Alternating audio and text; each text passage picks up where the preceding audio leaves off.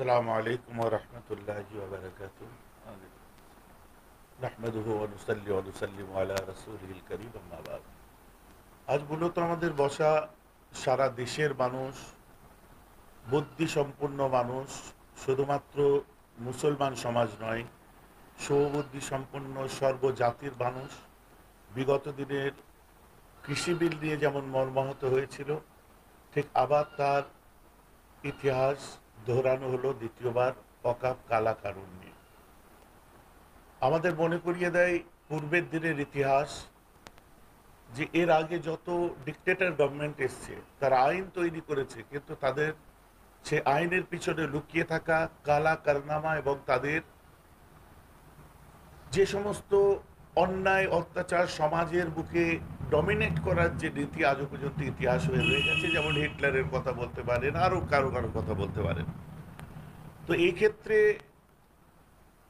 যে ওয়াকফ amendment bill যেটা pass করে আইনে পরিণত করা হয়েছে, যেটা কেবলমাত্র কোনো ধর্মকে আঘাত দেওয়া নয়, কেবলমাত্র কোনো জাতিকে ডমিনেট করা নয়, বরং সেই জাতিটাকে বরাবরের জন্য যে নির্যাতিত তারা যে ছিল, তারা যে আজও নির্যাতিত এবং তারা যে নিষ্পেষিত, তার ইতিহাসকে পুনরুত্থান করা হলো এই কালা কানুনের মাধ্যম দিয়ে।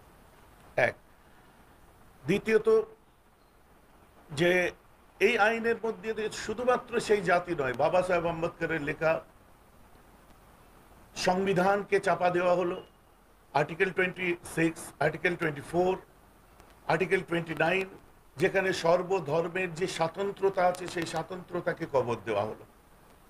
কি আর্টিকেল 25-এর ABC কাজে লাগিয়ে সব ধর্মকে তাদের ব্যক্তিগত ধর্মের স্বাতন্ত্রতা দিয়ে দেওয়া হলো, মন্দির, মসজিদ, গির্জা, গুরুদ্বারা। তাতে আমরা খুশি, কারণ ধর্মভীরু মানুষেরা করবে, তাদের যে যে ধর্মের মানুষ তাদের এগুলো ধর্মীয় অভ্যন্তরীণ ব্যাপার, তারা করবে।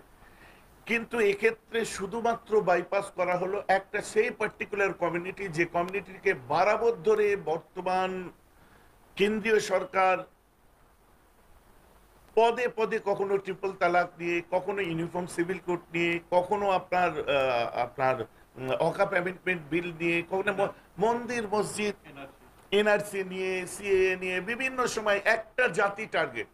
এবং তাদের দলের নেতাদের যে আস্ফলন দেখতে পাচ্ছি, কর্মসংস্থান নিয়ে তাদের চিৎকার নেই, তাদের আপনার উন্নয়ন নিয়ে চিৎকার নেই, তাদের দেশত্ব নিয়ে চিৎকার নেই, তাদের একটাই কথা হিন্দু মুসলিম, হিন্দু মুসলিম, হিন্দু মুসলিম।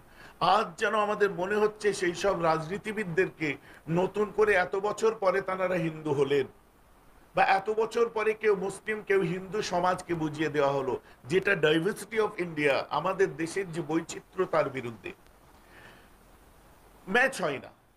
তার জন্য আজ আমরা এখানে বসলাম যে ওয়াকফ অ্যামেন্ডমেন্ট কালা কানুন সংশোধিত বিল 2025, বিশেষ করে এইটা, এর আগে সংশোধন হয়েছে। বিগত দিনে এটা নিয়ে বিভিন্ন সংগঠন লড়াই করেছে, তাদের পাশে আমরা ছিলাম।